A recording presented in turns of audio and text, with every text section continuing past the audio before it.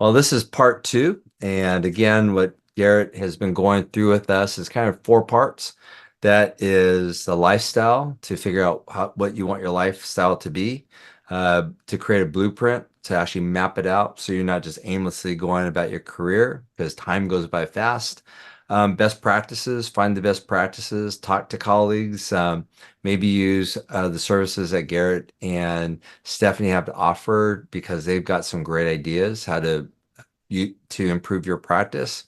And then talking about just making the right decisions. Insurance, no insurance. DSO, no DSO. There's no one right way to run a practice. It just depends on what's right for you. So again, Garrett and Stephanie can help you determine that.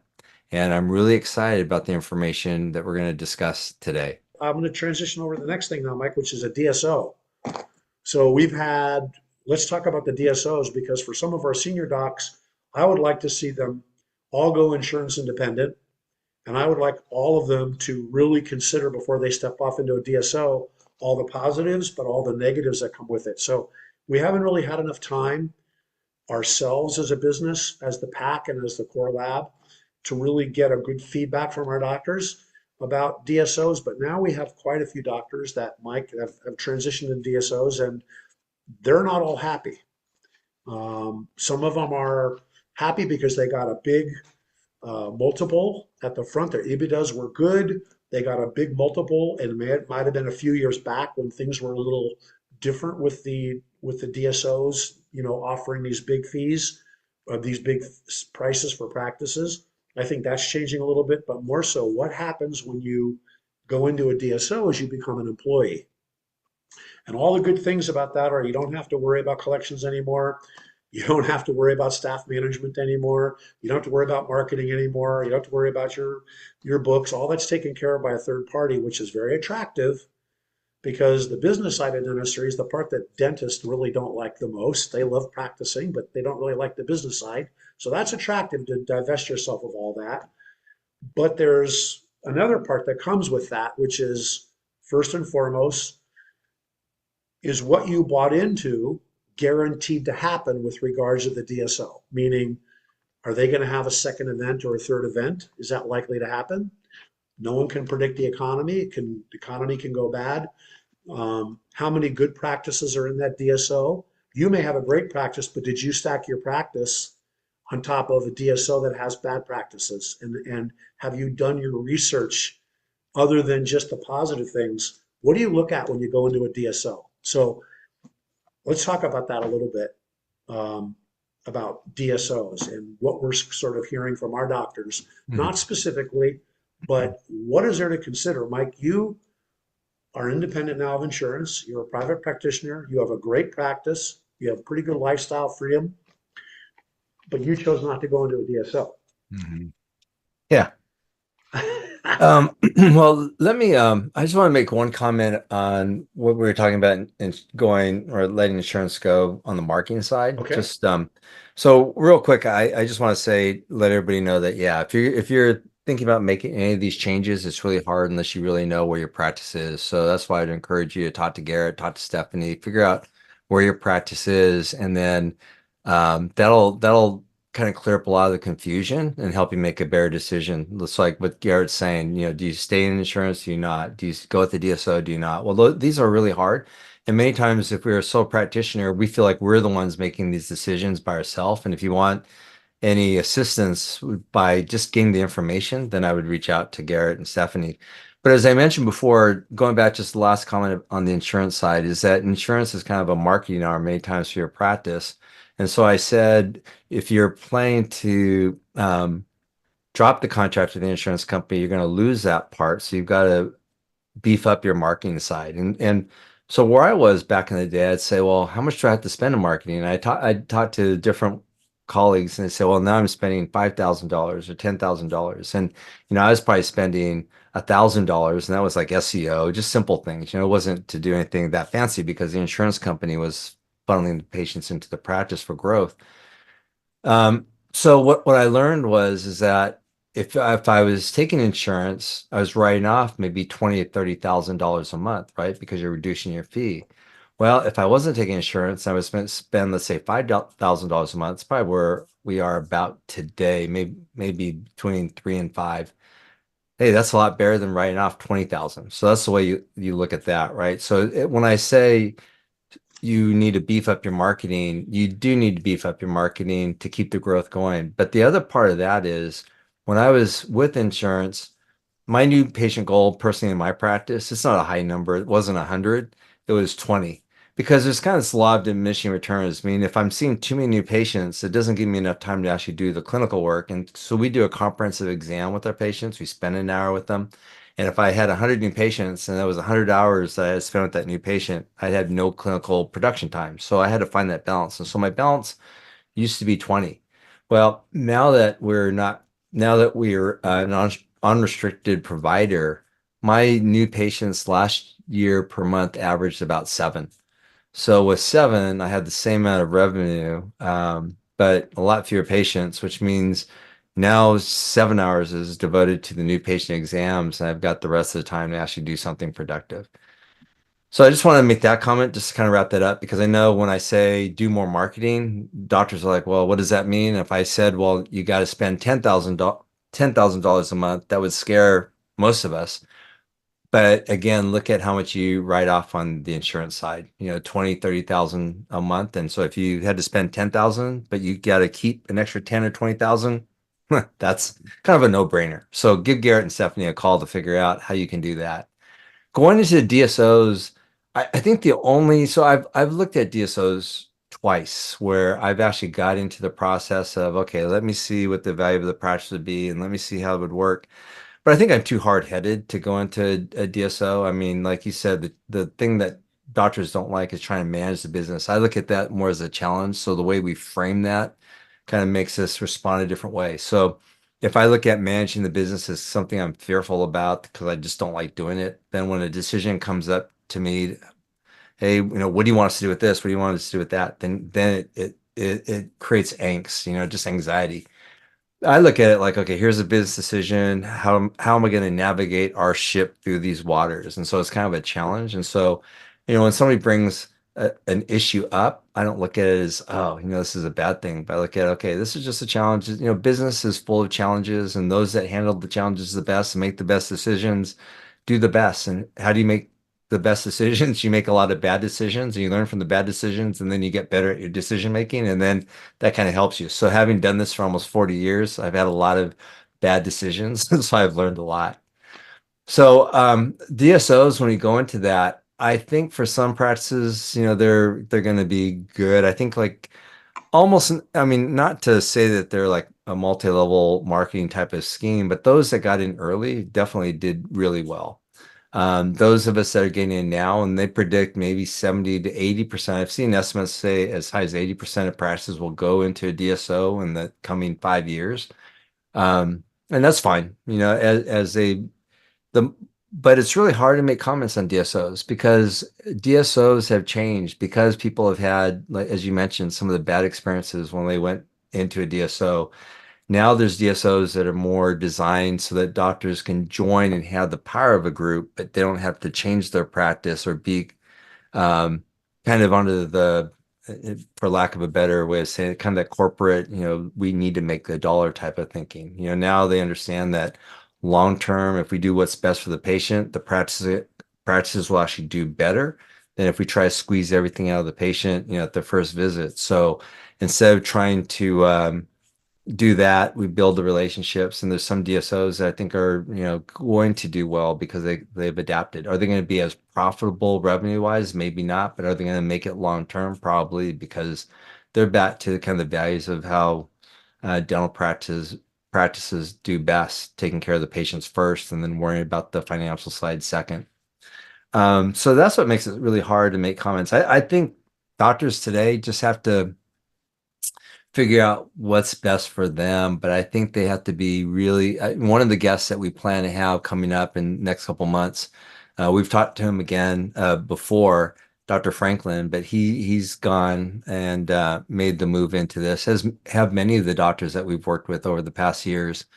And it's just really interesting because I think Dr. Franklin did a lot of research. He really looked to see what the management style of the DSO that he was going to join, what that management style was going to be like. He found one that kind of meshed well with his practice philosophy. And so up until now, he says he's very happy with that decision. So it's a very individual thing. And I think today the important thing is talk to somebody like Garrett and Stephanie, have them run the numbers. You kind of want to see where you are.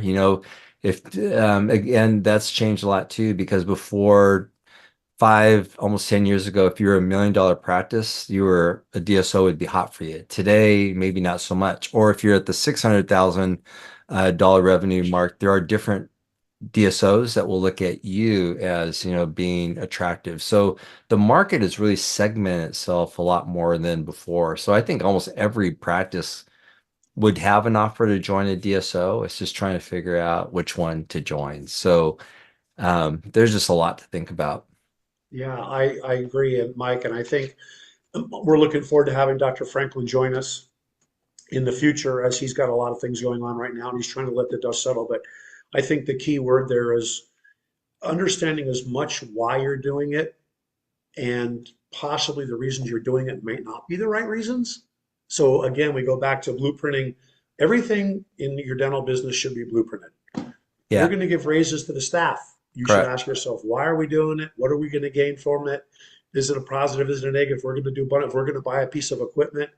So I look at the DSOs and I say, I agree with you. It's difficult to comment on, but I think the most important thing is understanding that they are all different. Yeah, And there has to be first, the introspective is understanding your practice. yeah, What I've seen with our doctors is understanding your practices and are you leaving for the right reasons? yeah. Because once you leave, maybe you'll decide figure out that you weren't really as tired as you thought you were. You needed a So break, you know? So let me address that because I think you're Yeah. absolutely right. The reason why a lot of doctors I think are making the move to DSOs is because of what I was talking about. You got the wage inflation, you've got the lower reimbursement rate, and they're getting squeezed in the middle. So they look at, okay, I'm getting squeezed, I'm sinking, I got to jump ship, and I need big ship's going by. I'm going to jump on that ship and get on that ship, and it'll be safe. You know what? If I was going to seriously consider joining a DSO, what I would do first, if I would look at my numbers and say, I'm only making $10,000 of profit a month, and I can't make it off of 10,000, so I'm going to sell to a DSO. Well, when you sell the DSO, as you mentioned, you'll get a little chunk up front, but there'll be a little bit of holdback, which means you're not going to get everything up front. You're going to have to perform over the next 3 to 5 years. So you're going to have kind of that thumb over you. And you may or may not like that, again, depending on the DSO. So let's say you sell your practice and you sell out to a DSO and you made, let's say, $500,000 really real profit. And you have to stay on for, let's say, 3 to 5 years, and then you get a little bit more money. I think one of the things that would be smart for our listeners to do, or those that are watching us, would be to call, because a lot of us don't have a true understanding of what our revenue looks like. Call you guys up, have you do a breakdown. You might be able to say, "Hey, Doc, you know what? You're making $10,000 a month right now, but if you make these tweaks, or if we can trim this, or if we can increase this fee here, I can get it to where you're making $30,000 a month, and you're going to be in your own private practice and have all the write-offs because you're still the business owner." That in the long term, you could actually be happier making more money than if you sold and got the front end payout. And I think that is where I would start before I just said, I'm sinking. I need to jump on the big ship of the DSO. I agree, Mike, 100%. That is step one, right back to understanding your numbers and understanding, getting some help and looking at. We actually had a doctor recently that actually joined a DSO, but made that phone call to us. We did the analytics. I will say we made the suggestion, but he took the action. He was brave enough to take the action. First of all, he was brave enough to say, I don't know what I don't know. Can you help me figure it out? Which is hard to do. And then he already knew actually what his main challenges were. There were some finance challenges, there was some debt challenges, but he also actually already knew the solutions. He actually gave us all the answers that we were looking for. So we looked at everything and we said, boy, if you do, this is one of your observations. If you do this, that's going to happen. If you do this, that's going to happen. So he changed his numbers by about, and this is a fairly large practice, but I think at about $20,000 a month by making three very simple changes. One involved financing, a simple change in financing, and there was two others that were finance related, but it added $20,000 a month that very 30 days later Mhm. without making any. Now, his practice happened to be very well run. I think was very efficient. I don't think there was a lot of misses in the practice itself, but there was a lot of misses in personal decisions, business decisions with regards to practice development, equipment, loans, blah, blah, blah. And so my point is by just that simple phone call, Mhm. he was like a happy guy. He called me 30 days later. We said, we made all these changes. Look at the difference in our income statement month one, and that's forever. Then he decided that the DSO was a good idea, but that changed his multiple by $1 million. Mhm. So he got an extra $1 million on the offer because of that. So again, I think everything you just said, step one is I think there's a saying that says, fatigue makes cowards of us all. Mhm. When you're working really, really hard and you're tired and you're exhausted and you're beaten down, that ship, get me off. Just give me my money. I'll go to work. I'll pay my debt. I'll just go on salary and I don't have to worry about it anymore. But if you let yourself get rested and then maybe get some help to talk about, let me look at it from my perspective. If I was going to buy your dental practice and you were going to work for me, if the answer is yes, I want to buy your dental practice, maybe there's something I'm seeing that you're not seeing, Mhm. right? And I don't want you to put yourself in a position where you're working for me when you can be working for yourself just by having some of that information. So I agree with you on that, and I do think it's going to be interesting to have Dr. Franklin on because I think the next best thing I heard you say was you really need, if you're a need-based patient, you're going in for a filling because you have a toothache. If you're a need-based dentist signing up for a DSO, you're probably going to get that same kind of service back. It's Mhm. just life. It's not that anybody's doing anything wrong, but if you don't have good credit, you're going to pay a higher interest rate. And if you have a poor performing practice, you're going to get a lower multiple and pay more on the back end. If you're a higher performing practice, if you have better credit, you're going to get a better interest rate.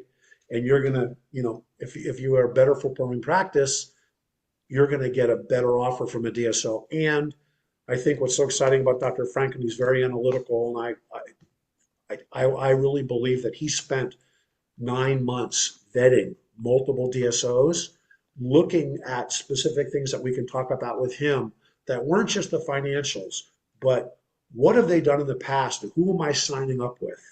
Mhm. Not from a perspective as a DSO having being ethical. That's not what I'm talking about. I'm talking about you're partnering with other practices now. They're gonna define the altitude of when that DSO sells and you get that big second number. And Mhm. so all these little things matter. Third, and maybe more importantly, should be first, letting you practice the way you want to practice and giving you the freedom to provide really good quality dental service. Because after all, you're a doctor. And I think, like Mhm. you said, I think the DSOs are recognizing that now and that is changing. But there's still a wide variety of DSOs out there that are going Mhm. to expect you to comply with certain standards, whether it be bookkeeping, lab, staffing. You have to decide, are you comfortable with those things? So yeah, that's my feedback. I think everything you said is right there. Yeah, no, I think that's great. So I think, yeah, yeah, people should reach out, figure out and learn really where they are. I think sometimes information helps ease the fears. When we don't know where we are exactly, then we're very fearful. We don't know how to make the right decision.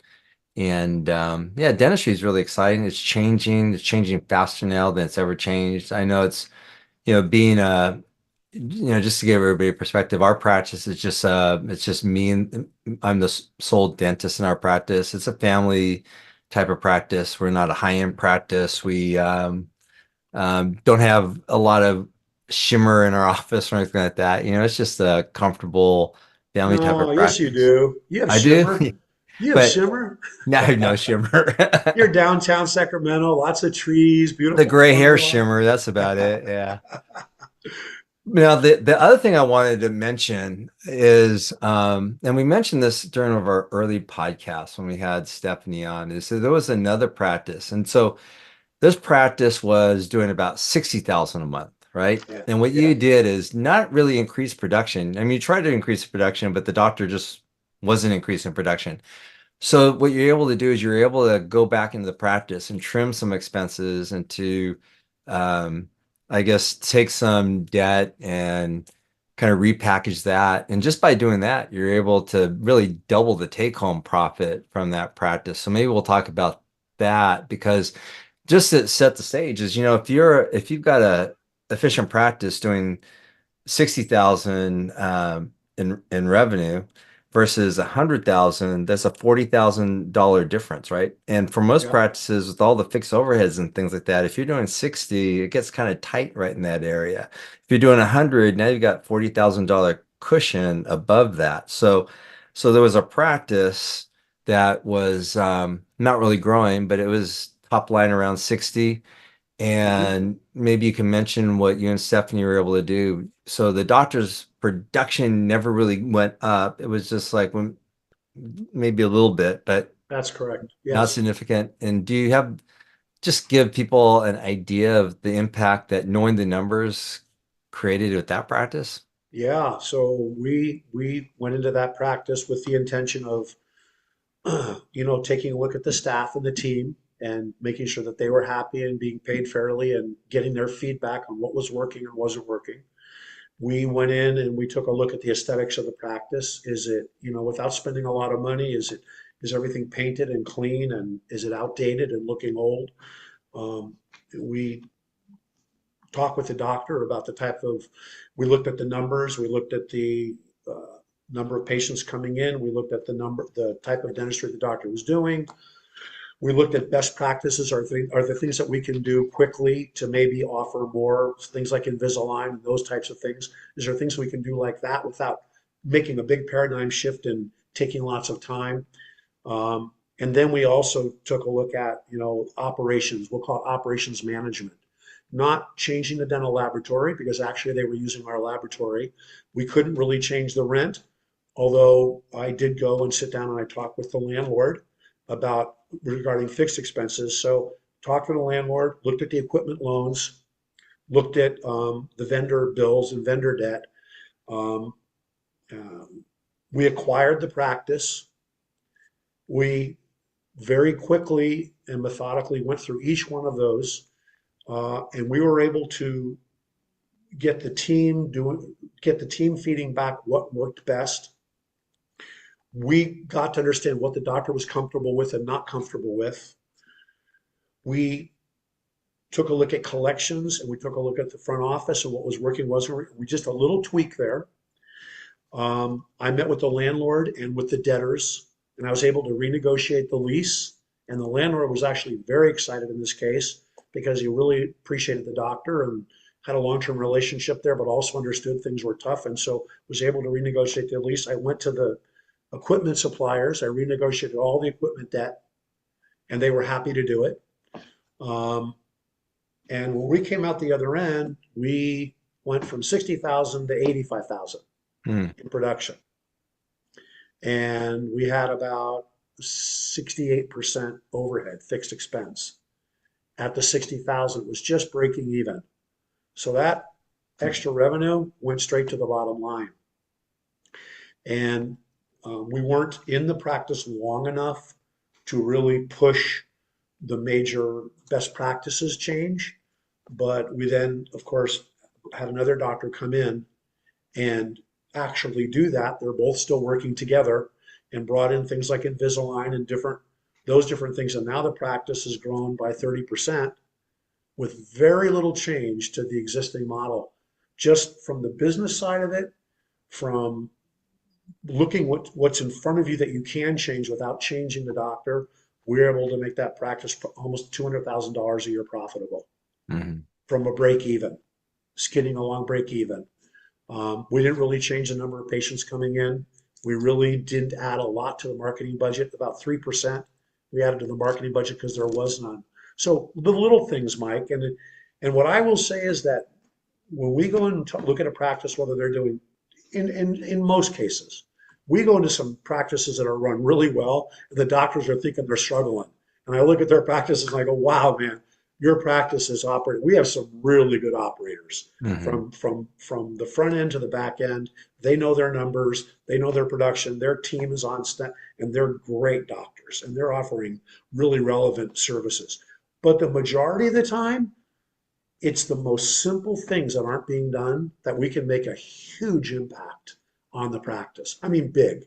So I go into a $2 million practice and I take a look at the income statement. And Stephanie takes a look at the operating expense and she takes a look at the departments. Most of the time, we can just make some little changes. We're talking small changes over a 4 or 5 week period, have a major impact on the revenue of the doctor. Hmm. And I would say that that's the majority of the time. Then you can start tweaking, looking for the nickels and dimes. But I'd say in the average practice, Stephanie and I usually come out of the meetings and say, man, the simplest things, because the docs aren't trained for the business side. And Hmm. that's the good news. There's gold left behind. You know, Hmm. the old miners, they used to get the big chunks, but they left. Now the technology, these other mining companies come in and all the tailings that are stacked up there around Sacramento at Hmm. $2,000 an ounce, there's a lot of money sitting in the ground. Hmm. And I think you can bring in a business consultant or somebody like us to come in and just really briefly take a look at what's going on in your practice. What we hope, our goal is that there can be a partnership. You talk about stacking, and what we do at the lab and what we do at the pack is that we hope that we can offer something more than a crown. Our real goal for doing all of this is to hope that we can help the practices do better, because if they do better, the laboratory has a chance to do better. The pack has a chance to give back more. We love teaching. That's what we love doing. And the byproduct of that is that the laboratory does better. And so our form of stacking is to be able to say to the docs, look, you can hire, there's some great practice managers out there. You can hire them or you can work with us as a team. We can share our mutual resources without having a big financial impact. You don't want to go out right away and spend 10,000 a month on a practice manager if you're struggling with your revenue. Maybe you need to find another path. And another path certainly would be to call us and say, hey, Stephanie, hey, Garrett, hey, Mike, I'm struggling with some things. Can you guys help me? And my answer would be, yeah, we can help each other. Uh, so yeah, so that's really our business model, and that's really, and we love teaching and we love helping. Stephanie and I love business. We just love that. It seems like when we focus on really on the enjoyment of business, when we turn around, there's always a profit there. Yeah. It just seems like we don't worry so much about how much do we want to make necessarily. We try to make sure that we're operating everything smoothly and the revenue will come. Yeah. So in the case of a dental practice, there are so many areas that you can do better in without making big changes. And I think sort of we talked about those today. So I hope you like this interview so far. And if you do and you want more information, reach out to thepac.org, thepac.org to learn more. Hmm. Yeah, and I think so we talked about, the help with the business side of our practices. We talked about the education side. And if as we kind of wrap this up, if we look at the Pacific Aesthetic Continuum and core dental laboratory, some of the listeners will say, "Well, it sounds great, but I like you said, I don't have $10,000 a month to hire a consultant or something like that, or I can't afford to take that veneer course for $6,000 because times are tight." Again, the offer that the Pacific Aesthetic Continuum, the PAC, and Core Dental Laboratories has is that if you're a user or you use the services of either, like the veneer courses are greatly discounted if you use the lab. So things like the veneer courses can actually cost you nothing, depending on how it's structured. So you get that education that helps you do 10 units instead of single unit crowns for, to multiply your production. And then the consulting side, if the doctors are using the lab, that the consulting could possibly cost nothing either, nothing in addition to their using the lab. So, the solutions that we offer are, knowledge is going to give you more power. You're going to be able to make the right decision for you. There's no one right decision. We all have different lifestyle goals, as you mentioned. So we need to figure out, okay, where's my business? Can I get my business to give me the lifestyle that I want? Or maybe it is taking insurance, not taking insurance, blind DSO, not blind DSO. There's no one right answer. And I think that's where we're not trying to judge anybody for wherever you are today or where your goals are. It's just, I've learned that we have to be accepting of different ways of practice. And then you look at, okay, the possible costs. We talked about that. You might have to up your marketing costs, but you're going to make that back in the revenue. And then you look at the consulting. The consulting could run you thousands of dollars a month, but if you're using core dental laboratories, it may cost you nothing, but that information could make you millions of dollars. So it really is the value that you're going to receive. And that's the reason why we put these messages out, because if you agree with the message and you agree with what you hear, and you're stuck, then what we're trying to encourage the listeners and the viewers to do is to reach out and say, okay, hey, I'll send you some of my numbers. Take a look. s- Give me your thoughts. There's no obligation. We're not going to make you join a DSO or drop insurance or anything like that because it may not be the right thing for you. But, look at what that clinician's lifestyle goals are.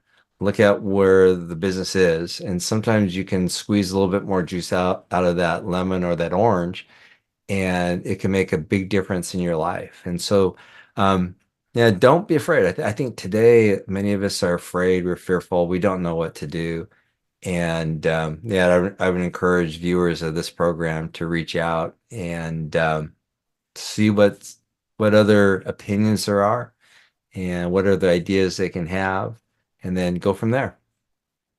Yeah, Mike, I don't want to get off without saying that, you've impacted, your career in dentistry has spanned uh, working, with thousands of doctors as an educator, as a lecturer, but um, you've impacted so many lives through education.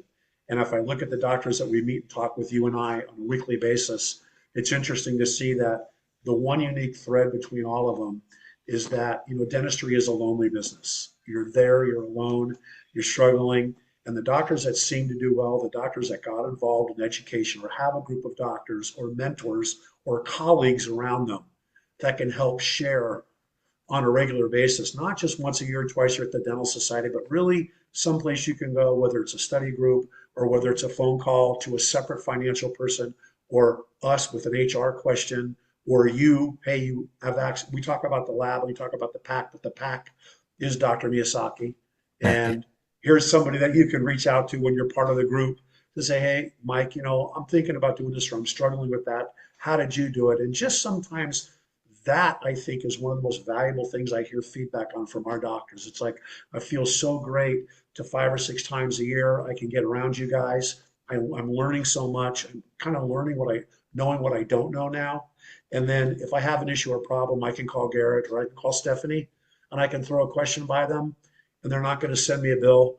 They're just going to say, hey, no problem. Let me run this for you. Let me help you with that. So yeah, I think the education and the lab is a way, I don't want to reopen the conversation, but it's really important to leverage your relationships, especially when you're struggling. Leverage the relationships around you. You know, it's just like a family. If you're having struggles, maybe you reach out to your mom or your dad for advice, or to your wife or to your spouse. Say, hey, I'm struggling with this. Sometimes you might reach out to your kid, Mike, and say, Yep. hey, I'm struggling with this. I know your son is becoming quite the entrepreneur. And I called Mike up the other day and said, Mike, how is he doing this? Yeah. And Mike's answer was, I don't know. I don't know anything about it. They're just doing it. So we have to have people to reach out to, that have different experience levels. So, Mike, I want to thank you. And I think, you've impacted so many lives. I just hope the listeners and the viewers here are getting the message is that, the information's there. All you have to do is reach out and Hmm. it doesn't have to cost you anything.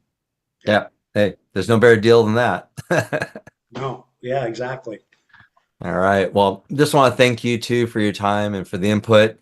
And it's been a great conversation, a lot of good ideas. And I hope some of the thoughts are just encouraging during this time when some clinicians aren't totally satisfied with the way the profession is going because it has changed very much. But I will tell you, after done this for almost 40 years, I'm as excited about the next 20, 35 years I've got to go than I was. I think you look at it, sometimes it gets more challenging, but as it gets more challenging, we just have to get better. And that's the exciting part.